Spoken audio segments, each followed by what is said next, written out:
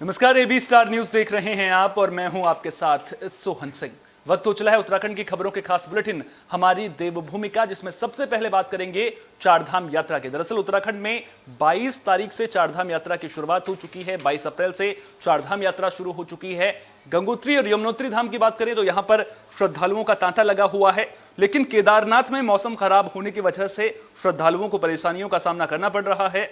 ऐसे में सीएम धामी ने श्रद्धालुओं से मौसम की अपडेट लेने के बाद यात्रा करने की अपील की है। सीएम पुष्कर सिंह धामी ने कहा कि चारधाम यात्रा में देश दुनिया से आने वाले श्रद्धालु यात्रा शुरू करने से पहले मौसम की जानकारी जरूर लें। दरअसल केदारनाथ धाम में पिछले 20 दिनों से लगातार बारिश और बर्फबारी हो रही है। भौगोलिक परिस्थितियों के कारण केदारनाथ की यात्रा कठिन है, लिहाजा सीएम धामी ने भी श्रद्धालुओं से मौसम की अपडेट लेकर यात्रा शुरू करने की अपील की है।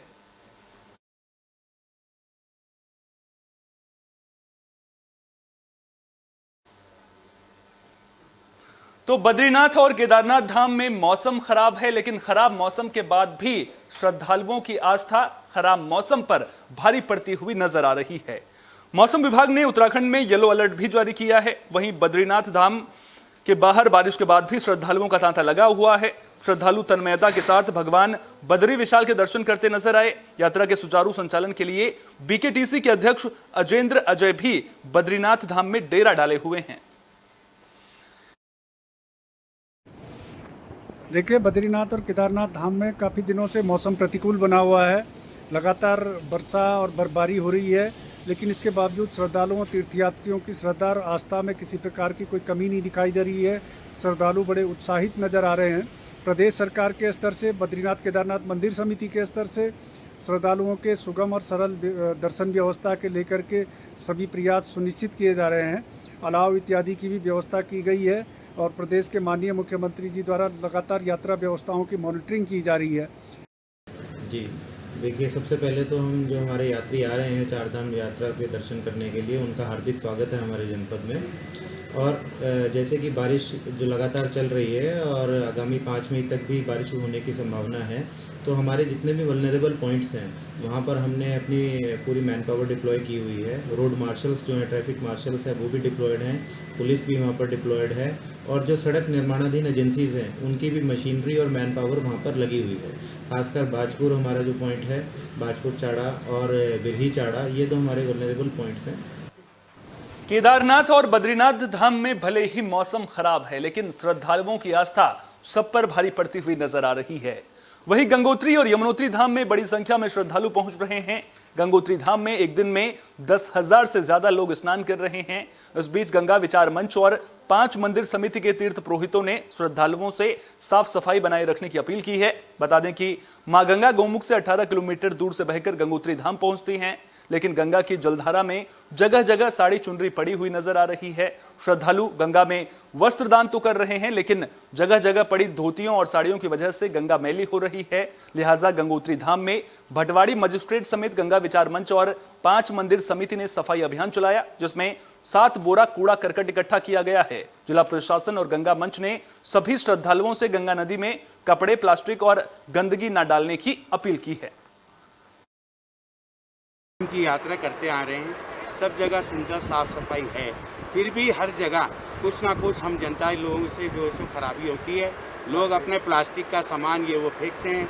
हम चाहते हैं कि यहाँ का प्रशासन ऐसा कानून बनाए कि जो भी यात्री यहाँ दर्शन के लिए आए, पहले वो गंगा माता की कुछ सफाई करें, उसके बाद वो गंगा मैया के में स्नान करके अपने आप को भी शुद्ध करें और गंगा माता को भी शुद्ध रखें।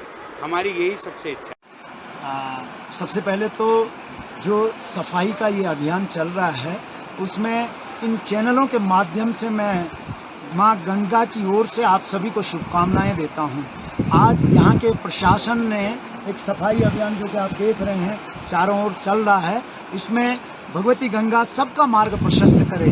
जो हम लोगों का क्या कर्तव्य है, माँ गंगा कलो गंगेव केवलम, ऐसा लिखा गया है। देश विदेश यहाँ पर हमारे यहाँ पे जो है मजिस्ट्रेट साहब खड़े हैं, हमारे हैदराबाद और न जाने कितने कितने स्थानों से यहाँ पे लोग आ रहे हैं। तो हम सिर्फ यहाँ पर हमारे प्रशासन का भी यही कहना होता है, हमारे जिलाधिकारी महोदय का भी यही कहना होता है कि किसी प्रकार के वस्त्र इसमें न फेंके जाए। प्रथम तो मैं मैसेज देना चाह रहा हूँ सभी भी श्रद्धालुओं को, जितने कांवड़ मना रहे हैं, कि जो माँ गंगा है और उसमें किसी भी प्रकार का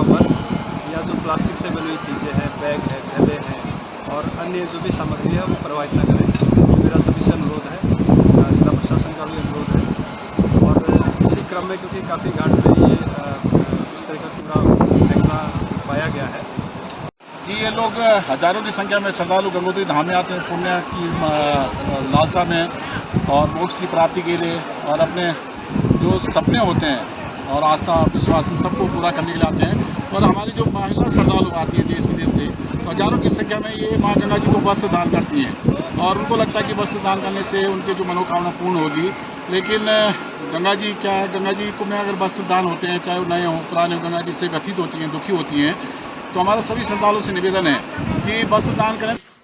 चारधाम यात्रा को लेकर श्रद्धालुओं में उत्साह भी देखने को मिल रहा है। बड़ी संख्या में श्रद्धालु उत्तराखंड पहुंच रहे हैं। वहीं उत्तराखंड सरकार की ओर से भी पुख्ता इंतजाम किए गए हैं। बता दें कि ज्यादातर यात्री दिल्ली हरिद्वार नेशनल हाईवे से उत्तराखंड पहुंच रहे हैं, लेकिन देवभूमि का प्रवेश द्वार नारसन से लेकर मंगलौर तक बने 4 लेन में सड़क दुर्घटनाओं को लेकर चिंता लगातार बनी हुई है।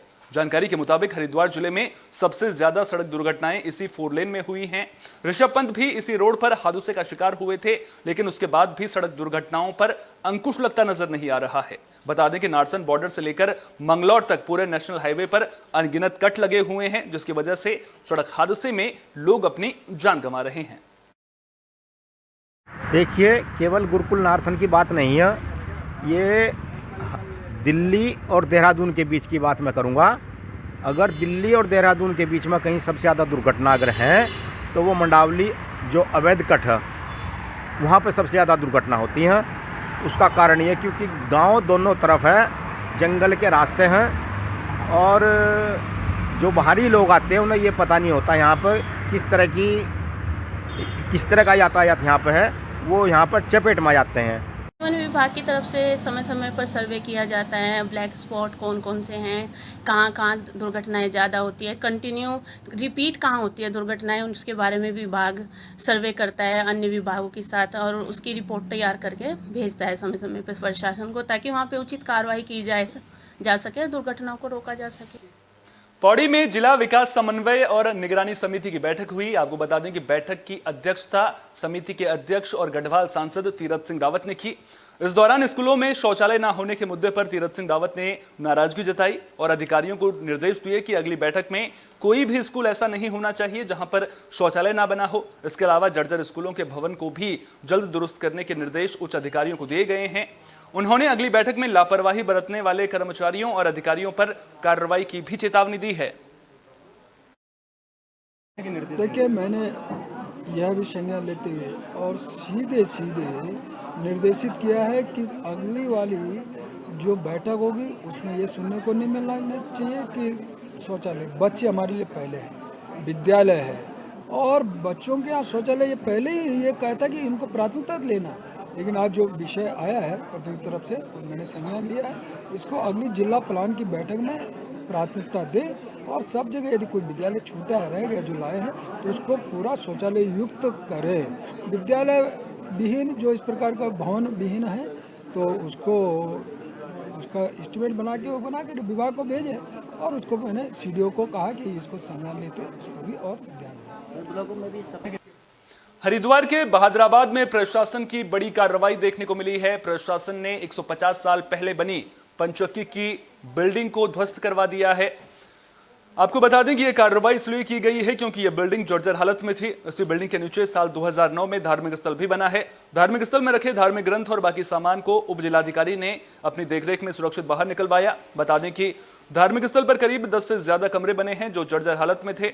वहीं धार्मिक स्थल में आस्था रखने वाले लोगों ने प्रशासनिक कार्रवाई पर नाराजगी भी जताई, लेकिन मौके पर भारी पुलिस बल की मौजूदगी की वजह से लोग विरोध नहीं जता पाए। नहीं, देखिए, इरिगेशन का एक बिल्डिंग बना हुआ था जो कि 150 साल के आसपास ये बिल्डिंग बनी हुई थी, जिसमें कि पहले पब्लिक इंटरेस्ट में एक पंचक्की चला करती थी। तो क्योंकि बिल्डिंग बहुत पुराना हो गया था और आपदा के पॉइंट ऑफ व्यू से भी बहुत संवेदनशील था। इसके अलावा कुछ लोगों के द्वारा इलीगली रूप से यहाँ पे मज़ार भी स्टैब्लिश कर दी थी इरिगेशन के बिल्डिंग में। तो आज इरिगेशन एक्शन सीओ प्लस मेरे द्वारा विजिट किया गया, तो जो मज़ार से जुड़े हुए लोग थे, मौलवी इत्यादि थे। बुलेटिन में बात मसूरी की, जहां पर मजदूरों की समस्याओं को लेकर मंथन किया गया। आपको बता दें कि इस दौरान सरकार से मजदूरों की समस्याओं के जल्द समाधान की मांग की गई। बता दें कि मसूरी में बारिश के बावजूद सैकड़ों मजदूर पिक्चर्स पैलेस के पास इकट्ठा हुए थे। इस दौरान श्रमिकों ने ट्रेड यूनियन समन्वय समिति की अगुवाई में रैली निकाली। पारंपरिक वाद्य यंत्रों की धुन पर यह रैली ग्रीन चौक तक निकाली गई। इस दौरान सभा को संबोधित करते हुए श्रमिक नेता केंद्र सरकार पर जमकर बरसे और सरकार से श्रमिकों की परेशानियों का जल्द समाधान करने की मांग की। मई दिवस जो पूरे भारतवर्ष के अंदर क्या पूरे विश्व के अंदर जो है मई दिवस मनाया जा रहा है। 1886 के अंदर शिकागो शहर के अंदर, अमेरिका के शिकागो शहर के अंदर मजदूरों ने 8 घंटा आराम, 8 घंटा काम और 8 घंटा मनोरंजन को लेके जो है अपनी मांग सरकार के सामने रखी। और जब वहाँ की तानाशाही सरकार ने मजदूरों की समस्या का समाधान नहीं करा, उन्हें उनके अधिकार नहीं दिए, तो वहाँ का मजदूर जो सड़कों पे आ गया। और जब सड़कों पे वहाँ का मजदूर आ गया तो वहाँ की तानाशाही सरकार ने हजार मजदूरों को गोली मारकर उनको मौत के घाट उतार दिया। रैली आज मई दिवस का पूरे देश में मई दिवस का मजदूर अपना आंदोलन को लड़ रहे हैं, आज मना रहे हैं मई दिवस को। आज यहाँ पर बारिश के कारण अभी लोग एकत्रित हुए हैं। अभी मजदूरों की 8 घंटे काम, 8 घंटे आराम को लेकर के आज मई दिवस। बुलेटिन में बात पौड़ी की, जहां सांड ने एक बच्ची पर हमला कर दिया। आपको बता दें कि सांड के हमले की वजह से बच्ची की मौत हो गई है। मामला यमकेश्वर विधानसभा के द्वारिखाल ब्लॉक का है। जानकारी के मुताबिक 5वीं क्लास में पढ़ने वाली बच्ची आहिना बानो प्राथमिक स्कूल हथनूर से अपने गांव पल्ला हथनूर लौट रही थी। इसी दौरान सांड ने उस पर हमला कर दिया था। बच्चे की मौत से परिवार में मातम पसर गया है। द्वारिखाल प्रधान संगठन के अध्यक्ष अर्जुन रावत ने सोशल मीडिया के जरिए सरकार से पीड़ित परिवार को आर्थिक मदद देने की मांग की है। स्कूल जा रही थे, आधे रास्ते में सांड भागा, उसका पीछे उसके छाद में चढ़ गया। मेरा कोई भी नहीं है शाम।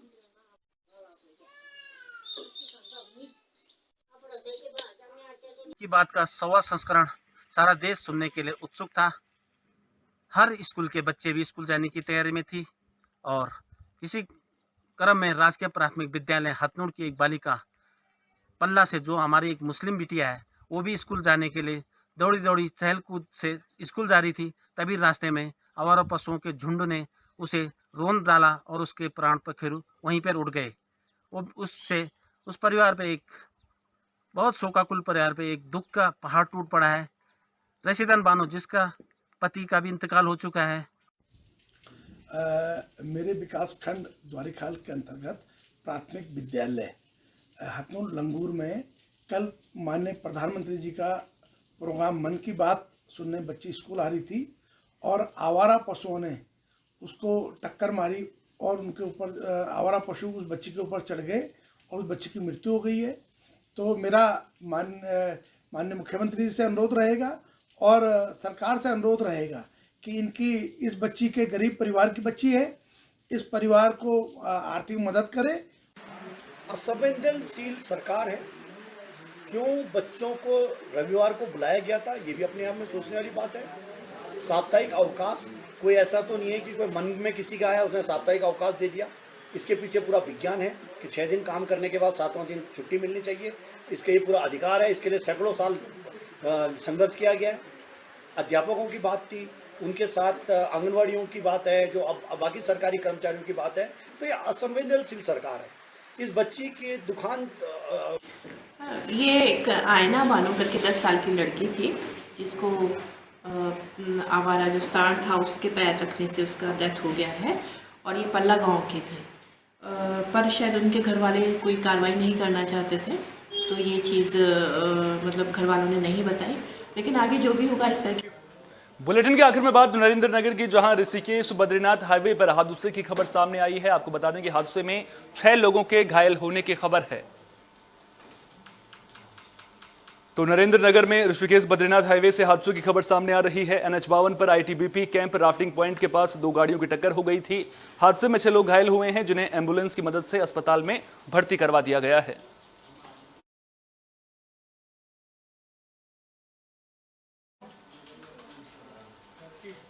उत्तराखंड की खबरों के खास बुलेटिन हमारी देवभूमि में फिलहाल के लिए इतना ही। देश दुनिया की तमाम अहम खबरों के लिए बने रहिए AB स्टार न्यूज के साथ। फिलहाल दीजिए इजाजत, नमस्कार।